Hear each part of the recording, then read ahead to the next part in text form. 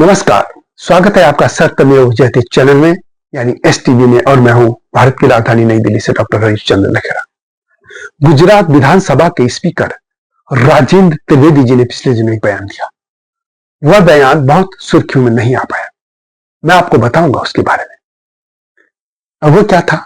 वो यही था कि उन्होंने कहा कि जो भारत का संविधान है उसका मसौदा यानी उसका ड्राफ्ट जो तैयार किया था वो एक अफसर, उनका नाम था BN राव यानी बेनेगल नरसिंह राव, उन्होंने बनाया था।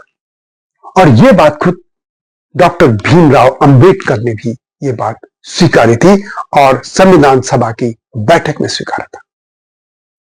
क्योंकि वो ब्राह्मण थे, राजनीति का दौर ही बदल गया है, इसे क्रेडिट दे दिया गया नेताओं को। और इस एक कमेटी के जो हेड थे डॉक्टर अंबेडकर, उनको तो संविधान निर्माता ही बना दिया गया, जबकि वो सिर्फ और सिर्फ एक कमेटी के हेड थे। ये भारत की जातिवादी राजनीति है। और मैंने एक सीरीज शुरू की है कि सत्य आपके सामने रखूंगा। मेरा इरादा यही है कि भावी पीढ़ी सत्य को जाने, चाहे वो कितना ही कटु हो। मेरा इरादा सत्य को सामने रखने का है। आपको गलत लगे, अच्छा लगे, बुरा लगे, ये आपकी इच्छा। आप कमेंट में अवश्य लिखिएगा कि तथ्यों के साथ यदि आप इसका विरोध करते हैं तो, और जो मैं बोल रहा हूं क्या वो असत्य है।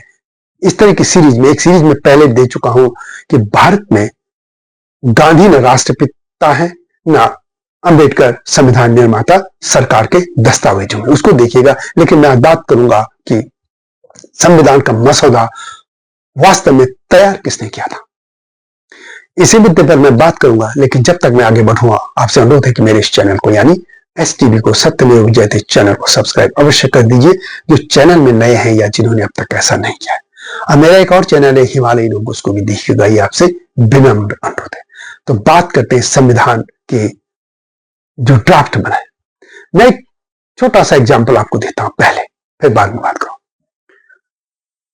भ्रष्टाचार दूर करने के लिए अन्ना हजारे के नेतृत्व में एक आंदोलन हुआ था और तब सेंटर में यूपीए की यानी कांग्रेस नीति सरकार थी। जब आंदोलन हुआ, सरकार भी झुकी, बात हुई और एक ड्राफ्टिंग कमेटी, लोकायुक्त लोकपाल, उनके लिए एक बिल बनाने के लिए ड्राफ्टिंग कमेटी बनी और उसके हेड थे तत्कालीन वित्त मंत्री प्रणब मुखर्जी। कमेटी ने अपनी रिपोर्ट दी, फिर रिपोर्ट सरकार में गई, सरकार ने उसमें डिस्कस किया, फिर उसके बाद बिल बना वगैरह, बिल बना पास हुआ, वो अलग बात है। ड्राफ्टिंग कमेटी के चेयरमैन को हम ये नहीं कह सकते कि उन्होंने कानून बनाया, कानून सरकार ने बनाया। उसी तरीके से एक ड्राफ्टिंग कमेटी थी, संविधान के लिए बनी थी। वैसे तो पूरी संविधान सभा थी, उसके हेड थे डॉक्टर राजेंद्र प्रसाद जो कि राष्ट्रपति थे। और इसकी जो ये कह सकते हैं, इसके कई कमेटियां थी। वैसे तो 22 कमेटियां थी, कुछ कहते हैं 13 प्रमुख थे, कोई 8 कहते हैं। लेकिन इसी तरह की जो कमेटियां प्रमुख थी, उनकी एक कमेटी थी, उसका नाम था ड्राफ्टिंग कमेटी। जो लोगों ने डिस्कस किया, उसमें से जो लोगों ने अपनी बात लेकर उसको एक साथ कलेक्ट किया, उस कमेटी के जो मेंबर थे, उनके हेड थे डॉक्टर भीमराव अंबेडकर। बस इतना बात था। लेकिन एक ड्राफ्ट तैयार किया किसने? खुद वो कहते हैं तिवारी जी। तिवारी लिखते हैं, विधानसभा के स्पीकर राजेंद्र तिवारी, कि ये BN राव को लेकर खुद डॉक्टर अंबेडकर ने 25 नवंबर 1949 को ये स्वीकार किया था और वो एक ब्राह्मण थे। लेकिन आज जो मैं इसलिए वीडियो बना रहा हूं कि आप सोशल मीडिया में देखिए कि नव बौद्धों का गैंग गाली दिए जा रहा, जैसे भगवान बुद्ध की या डॉक्टर अंबेडकर यदि इस चीज को देखेंगे वो शर्मसार खुद हो जाएंगे कि उन्होंने तो ये किया था कि ये लोग आगे बढ़े, अच्छा करें, समाज करें। लेकिन एक पूरी की पूरी फौज पूरे हिस्ट्री को विकृत रूप से लिख रही है। जबकि मैं कई बार कह चुका हूं, यदि आपकी हिस्ट्री में आपको तथ्य है तो आप साइंस कांग्रेस में दावा कीजिए कि बुद्ध से पहले कुछ नहीं था। ये कौन सी थ्योरी है? वैदिक सभ्यता खत्म, कुछ नहीं है। बुद्ध के तमाम सूत्र पिटक हो या उनके ललित विस्तर हो, चित्र देखिए आप, मध्य का निकाय है, सब में ब्राह्मण ब्राह्मण ब्राह्मण है, क्षत्रिय है, सब लिखते हैं वो। लेकिन वो कहते हैं कुछ था ही नहीं, संस्कृत से निकली है, वो कहते हैं पाली से। एक अद्भुत इतिहास है, खैर उसमें मैं अलग वीडियो ला रहा हूं। अभी मैं कह रहा हूं कि ये किस मानसिकता की तरफ ये लोग जा रहे हैं। एक जहर ये कहेंगे जो बाहर उगल रहा है, उसका ये जवाब मैं दे रहा हूं। खैर मेरा ये मकसद नहीं, आप जीजिए, हाथी तो चलते रहते, बाकी जो हम जो करें।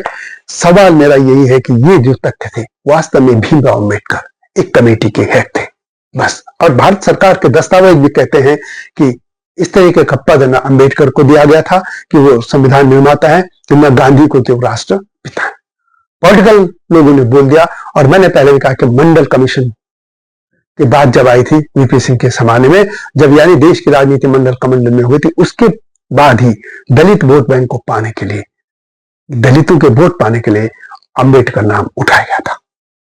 और ये आपको देखना है तो अरुण शौरी की एक पुस्तक है, उसको आप जरूर पढ़िएगा, वो भी मैं लाऊंगा। लेकिन अभी मैं बात कर रहा हूं, मसौदा तैयार किया था बेनीगल नरसिंह राव ने, जो कि उस ड्राफ्टिंग कमेटी के सलाहकार थे, संवैधानिक सलाहकार थे। वे सभा के कोई सदस्य नहीं थे, वो संविधान सभा के सदस्य नहीं थे, लेकिन जो कमेटी थी उसके वे सलाहकार थे।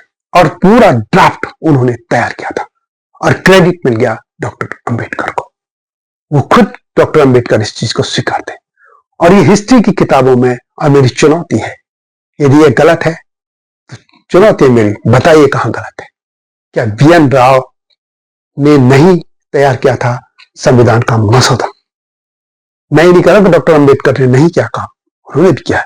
लेकिन किसी भी मिनिस्ट्री में देखिए काम टीम करती है। ये जी नई शिक्षा नीति आई, काम किसने किया होगा? ऑफिसर्स ने।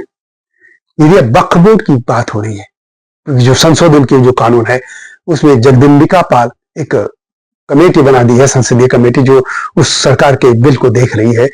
वो अपनी रिपोर्ट देगी तो इसका पाल उन्होंने ये बिल बनाया या ये कानून बनाया, बिल्कुल नहीं। उसी तरह की ये समझने की बात है। यदि आप पार्लियामेंट को समझते हैं, पार्लियामेंट्री प्रोसेस को समझते हैं, तो यही आपको मानना होगा कि सिंपली ये था कि एक ड्राफ्टिंग कमेटी कहते और ड्राफ्ट तैयार किया था बीएन राव। और यही इस भारत में दुर्भाग्य है कि हर अच्छी चीज का क्रेडिट नेता ले जा रहे हैं। आखिर ऐसा क्यों है कि जितने भी भारत में जो भारत रत्न मिले हैं, उन्हें बड़ी संख्या में नेता हैं। नेताओं ने सिर्फ मुख्यमंत्री बने या ये बने, आखिर उन्होंने समाज को कैसा बदलाव किया? कोई किया? जिन्होंने समाज को बदलने की बात की, उनको ये पुरस्कार दिया जाना चाहिए था। लेकिन कई प्रधानमंत्री अपने आप वो भारत रत्न देते चले गए। ये देश का दुर्भाग्य। सच आपके सामने लाता रहूंगा, कड़वा लगे मीठा लगे ये आपकी इच्छा। वीडियो कैसे लगी कमेंट में सभ्य भाषा में अवश्य लिखिएगा, इंतजार करूंगा। जल्दी आऊंगा नए सत्य के साथ, तब तक नमस्कार। हिमालय पे पेड़ हो तो गीत गाएंगी नदियाँ, गीत गाएंगी नदियाँ। पेड़ों पे चिड़िया है तो गीत गाएंगी नदियाँ, पेड़ों पे चिड़िया है तो गीत गाएंगी नदियाँ। माँ की लोरी जैसे होते हैं नदियों के गीत।